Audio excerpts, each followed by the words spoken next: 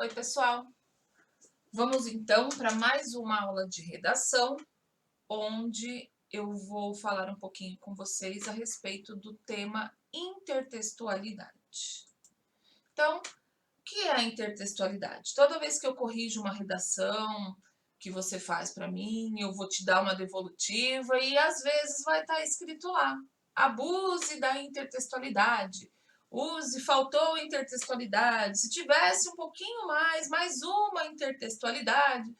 E assim, já falei em outras aulas sobre a intertextualidade, mas eu acho fundamental voltar a falar nesse assunto todo bimestre, toda vez que eu peço uma redação do gênero dissertativo, argumentativo. Então, eu acho importante a gente voltar, retomar aí esse tema de intertextualidade, que é tão importante a ponto de ter um item, 200 pontinhos daqueles 1000 que todo mundo quer do Enem, 200 é só para saber se você sabe fazer essa intertextualidade no seu texto ou não. Então, é de extrema importância que você entenda o que é, para que serve e quais são os tipos de intertextualidade. Então, eu vou compartilhando aqui a tela com vocês, eu vou ir falando um pouquinho de cada tipo de intertextualidade, que não tem uma forma somente de fazer a intertextualidade, mas existem aquelas que são mais indicadas para cada gênero textual que você produz. Então, quando a gente produz uma poesia, fica mais interessante você utilizar X ou Y intertextualidade. Se você faz um texto dissertativo, argumentativo, que já é um texto mais sério, um texto onde você precisa reafirmar a sua ideia, você precisa estruturar aquele seu pensamento, defender a sua ideia com bases em argumentos sólidos, aí sim a gente vai usar essa citação, que é a intertextualidade que a gente mais necessita dominar. É exatamente, a gente precisa ter o domínio da intertextualidade para que fique uma intertextualidade bem colocada, com coerência dentro do seu texto. Então, vamos lá falar um pouquinho a respeito da intertextualidade. Iniciando então com vocês, vamos ao conceito de intertextualidade. Intertextualidade é a relação que se estabelece entre dois textos. Então, vamos lá. Inter já quer dizer que é entre os textos. Então, você precisa ter um texto original, que é o que a gente vai tratar daqui para frente. O seu texto original é aquele texto no qual você vai basear as suas ideias. É um texto que tem que estar de acordo com aquilo que você pensa, e o seu texto, que é o seu texto autoral, que é o que você produz com base no outro texto. Então, a intertextualidade são dois textos ali conversando. O texto de uma outra pessoa e, no caso, nas nossas aulas de redação, o seu texto. Então, se você acredita que quem nasceu primeiro é o ovo, você vai procurar textos de pessoas que acreditam que quem nasceu primeiro é o ovo. Se você acredita que quem nasceu primeiro foi a galinha, você vai ter que procurar textos de pessoas que pensem como você. Claro que você pode usar o texto de uma pessoa que pensa o contrário de você para contra-argumentar. Mas aí já é um outro momento, uma outra aula para a gente estudar. Então, esse diálogo entre os textos, você tem que saber dominar, você tem que utilizar muito bem essa intertextualidade para provar que você sabe o que você está falando, para enriquecer a sua produção textual. Não é simplesmente pega qualquer texto, coloca lá e faz a intertextualidade. Vou citar, estou falando sobre como fazer um frango assado, vou citar Platão em como fazer o meu frango assado. Então, não vai ter muita coerência de ideias. Você pode até estabelecer um parâmetro entre os dois, mas a gente procura buscar textos assim que estabeleçam uma referência de ideias próximo daquilo que a gente está falando. Então, se eu vou falar de educação no meu texto, eu vou buscar textos que me ajudem na área da educação. Mesma coisa se eu estou falando de saúde, vamos buscar profissionais da saúde para intertextualizar aqui o que acham os outros. Então, nós temos lá o texto original, que é o texto fonte, de onde a gente busca referência para produzir o nosso texto autoral. E aí tem lá tipos de intertextualidade. Vamos lá. Duas funções existem para a intertextualidade. Reafirmar os sentidos de um texto já citado. Então, você quer reafirmar, concordar com aquilo que o cara falou. E em seguir, ou então você pode fazer aquela contestação de ideias que eu falei para vocês que estudaríamos em um outro momento. Então, ó, inverter, contestar e deformar alguns sentidos do texto citado. Ou seja, quando você não quer do jeito que está, você quer mudar, o que, que você faz? Uma paródia. Quando você concorda e vai reproduzir aquela ideia, uma paráfrase. Então, tá aí duas funções da minha intertextualidade. Quando eu estou de acordo com o que foi dito naquele texto-fonte, no texto original, eu vou parafrasear as ideias. Eu vou escrever a mesma coisa, só que diferente. Isso é uma paráfrase. Você escreve a mesma coisa, mas escreve de um jeitinho diferente. A paródia já é mais quando você quer mudar aquilo que foi escrito. A paródia é muito usada em músicas, né, gente? A gente cria uma letra em cima de um som, em cima de uma melodia, e geralmente a paródia ela é feita para. Ela tem um assunto, mas na maioria das vezes, quando a gente faz paródia, a gente faz um ritmo mais humorístico, num tom mais sarcástico. Então a gente muda o sentido, às vezes brincando, às vezes falando sério. Então nós temos a paráfrase e a paródia aí para a aula de hoje, para a gente entender bem sobre esses dois tipos de intertextualidade. Não deixa de ser intertextualidade, né, gente? Então, aqui um pouquinho mais para baixo nessa página, eu tenho o poema Canção do Exílio, de Gonçalves Dias. Muito conhecido o texto, mas quando vocês podem não conhecer o texto na íntegra, mas quando eu fizer a leitura para vocês, vocês vão associar a algum outro texto muito conhecido por vocês. Nosso céu tem mais estrelas, nossas várzeas têm mais flores, nossos bosques têm mais vidas, nossa vida mais amores. Então, não é um trecho do hino nacional, é um trecho de Canção do Exílio de Gonçalves Dias. E aí o que fizeram lindamente, Joaquim Osório Duque Estrada fez uma paráfrase dessa Canção do Exílio, que falava também do Brasil. A Canção do Exílio também exaltava o Brasil.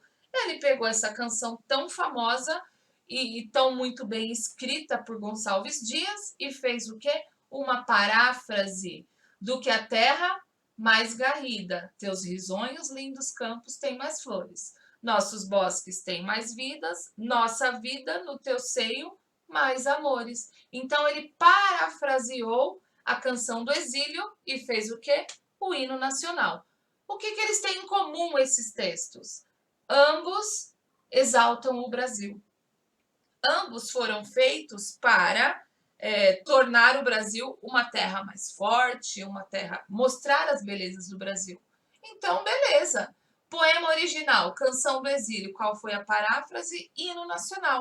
Um não tira a veracidade do outro, porque os dois estão em concordância, por isso vem bonitinho aí fazendo essa paráfrase. Trata-se de uma paráfrase muito bem sucedida, que um texto não anula nem a veracidade e nem a beleza do outro. O que não pode? O que não pode é copiar exatamente como está. Um roubou a ideia do outro, beleza, paráfrase, escreveu diferente. Quando eu copio igualzinho, o que é? Quando eu copio igualzinho é um plágio. Plágio não pode. Paráfrase, beleza. Paráfrase pode sem problema nenhum. Agora nós temos aí um exemplo de a pessoa tinha a intenção de mudar o texto, de reescrever o texto, só que de uma forma satírica. Então, Murilo Mendes, ele pretende fazer o que? Uma paródia. Ele pega o mesmo trecho, nosso céu tem mais estrelas, nossas várzeas têm mais flores, nossos bosques têm mais vidas, nossa vida mais amores. O que ele escreve? Nossas flores são mais bonitas, nossas frutas são mais gostosas, mas custam 100 mil réis a dúzia.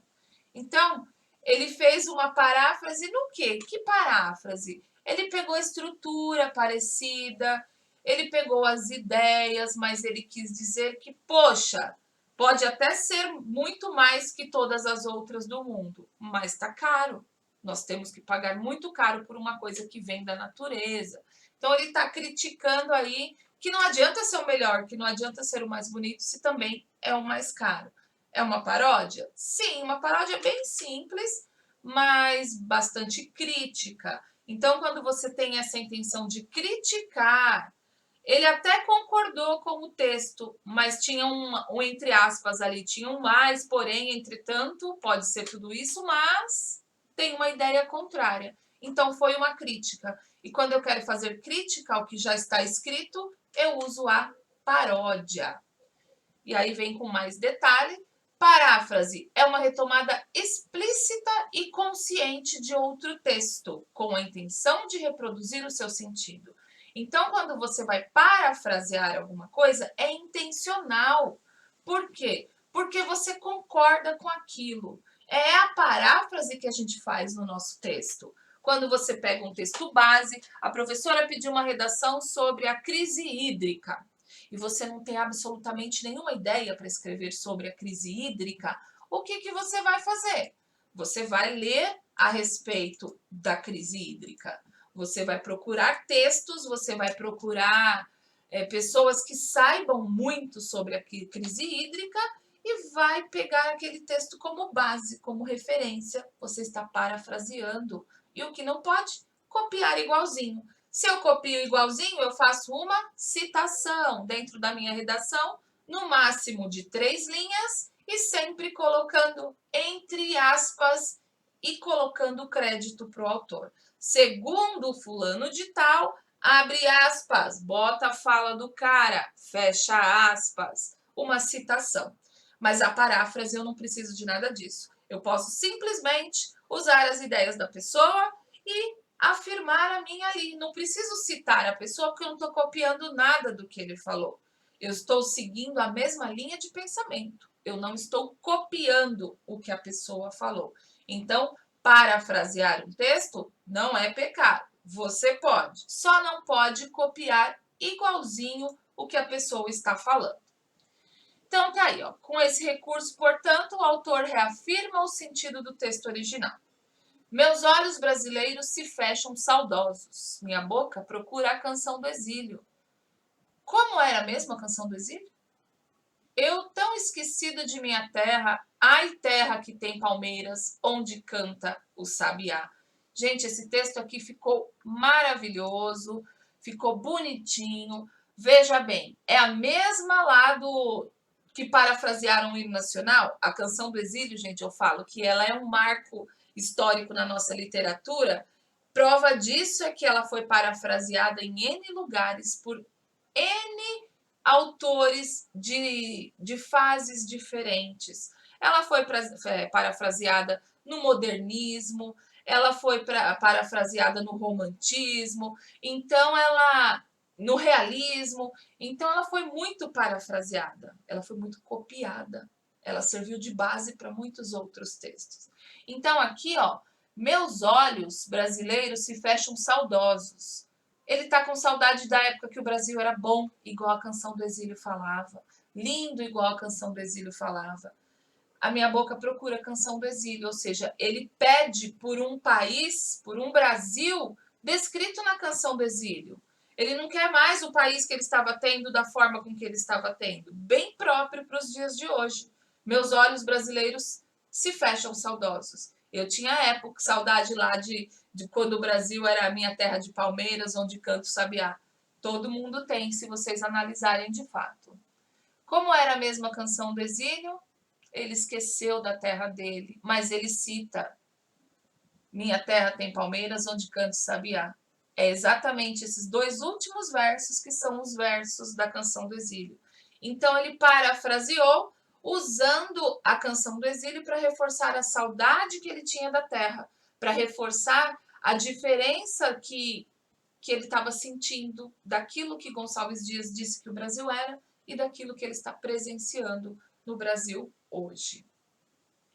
Então, fica bem claro. Quando você quiser satirizar, criticar, usar a mesma forma e falar outras coisas, paródia. Quando você quiser usar só as mesmas ideias, você quer falar algo parecido, você só usa de referência, não copia nada, paráfrase. Mas se você quer copiar, bonitinho, do jeito que o autor falou, deixa eu tirar aqui a minha câmerazinha para aumentar o espaço, vocês vão usar a citação, foi o que eu acabei de falar para vocês. Citação é a transcrição do discurso de outra pessoa. Transcrição original. Transcrição do jeito que o cara disse. E aí você, além de copiar bonitinho, você obrigatoriamente tem que marcar por aspas e tem que falar quem foi que disse. Não pode só copiar entre aspas porque o seu leitor não está sabendo quem foi que falou. E você precisa, você necessita atribuir ao autor, né, a sua oração. Então tá lá, ó. Citação é a transcrição de um discurso de outro e por isso deve vir obrigatoriamente marcada por aspas. Veja o exemplo a seguir.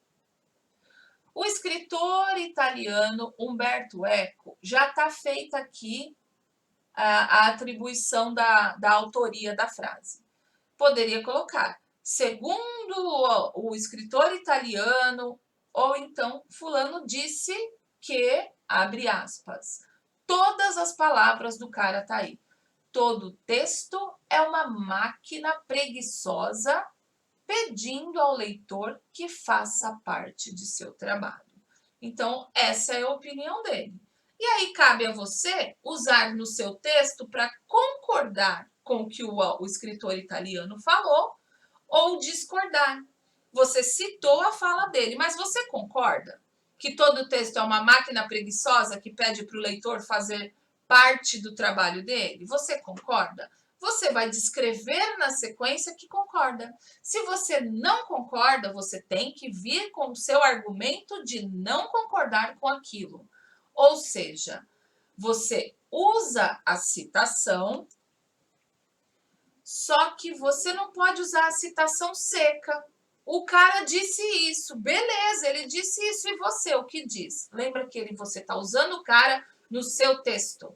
Tem que ter a citação do cara, mas tem que ter o seu texto na sequência. Ou antes ou depois, você tem que fazer a interligação entre o texto do cara e entre o seu texto. Você não pode simplesmente falar, o autor fulano de tal disse isso, isso e isso. Mas onde isso entra no seu texto? Você precisa fazer a intertextualidade, entendeu? Que ele disse isso, beleza, todo mundo sabe você o que diz. Intertextualiza isso aí. Faz a costura, liga. Por que isso tem a ver com o seu texto? Justifica você ter usado o texto do cara dentro do seu texto. Então, não é simplesmente... Paulo Freire disse que a educação não muda o mundo. A educação muda pessoas e pessoas mudam o mundo. Ótimo, fez a citação. Mas o que isso tem a ver com o seu texto? Nada, você colocou ali só porque você sabia a frase? Errado. Você toma uma bela de uma nota feia se estiver no Enem, porque não tem coerência o seu texto. Precisa ter coerência. E você só faz a coerência se você põe a citação e costura aquela citação com o seu texto. Faz a referência. Por que esse texto te serve como apoio? Entenderam? Espero que sim. Agora, mais um tipo de intertextualidade, que é a referência ou alusão. O nome referência e alusão são sinônimos. Então, é quando você coloca no seu texto uma referência, um personagem, fala de alguma coisa de outro autor.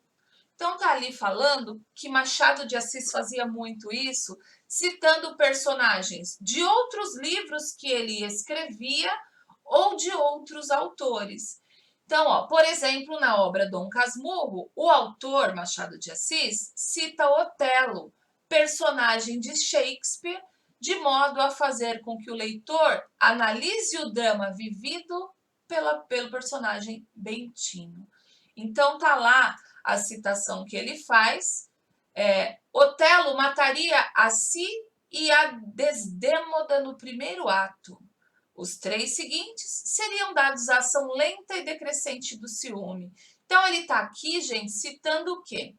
Ele está citando o ciúme de Bentinho com a Capitu, e ele diz o que Otelo faria. Otelo mataria, mas o personagem de Machado de Assis não matou. Mas ele citou o que aconteceu em outro texto. Ele só citou, ele não descreveu o trecho do texto, ele não parafraseou, ele só disse que o fulano de tal faria isso. O que ele fez? Uma referência, uma alusão. Essa alusão também no seu texto, ela pode ser uma alusão histórica. O que é uma alusão histórica? Usar um fato histórico dentro do seu texto. Ah, no meu texto vai falar sobre o Covid, então eu posso fazer uma alusão histórica com a peste negra, que tem bastante. Pode, lógico que pode. Volta lá, estuda direitinho sobre a peste negra e o que você faz? Você faz essa alusão histórica. Vai falar da revolta da vacina? Volta lá na história e usa o trecho histórico, uma referência histórica, uma alusão histórica utilizada dentro do seu texto. Também é intertextualidade. Então, quando a Pro pede, use intertextualidade no seu texto. Pode ser paráfrase, citação, alusão histórica, pode ser da maneira que você achar melhor. O que não pode? Fazer um texto dissertativo argumentativo, igual foi o texto do Diário do Grande ABC, iguais são as redações que a gente começa a produzir pensando no Enem, não haver citação, não haver intertextualidade.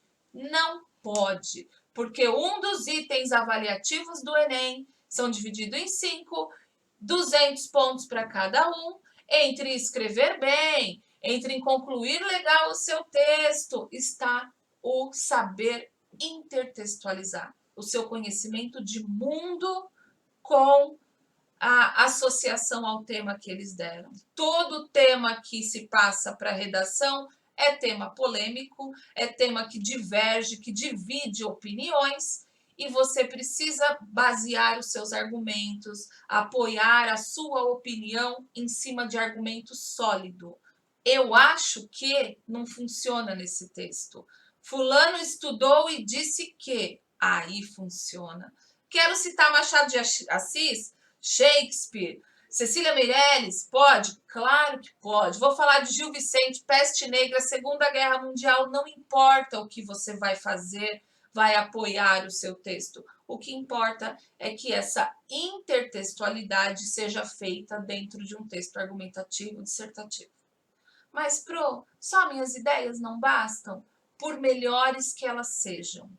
A gente precisa provar que alguém já estudou e que as nossas ideias não tiramos da cartola, não saiu do nada. Elas foram baseadas em leituras e em estudos. Para isso, se você chegar no Enem, chegar numa redação, você não souber nada do tema, nada, você sempre vai ter 3 ou 4 textos de apoio. Use esses textos de apoio de intertextualidade. Usem esses textos, os dados, já falei de infográfico, vou falar novamente de infográfico, vem sempre o infográfico com porcentagem, segundo o IBGE, 45% da população, tal. É uma intertextualidade, você usou um gráfico, um infográfico no seu texto. Então, a intertextualidade, gente, ela é importantíssima, ela é fundamental. Não pode haver um texto argumentativo sem intertextualidade. Então, na aula de hoje, eu passei alguns modelos de intertextualidade. Você pode escolher à vontade o que você vai usar, só não usa paródia, que não é legal, mas você tem aí, por enquanto, um leque bem grande da quantidade de intertextualidade. Continuaremos numa próxima aula falando de outros tipos de intertextualidade com vocês. Obrigada. Beijo para todo mundo. Obrigada pela presença.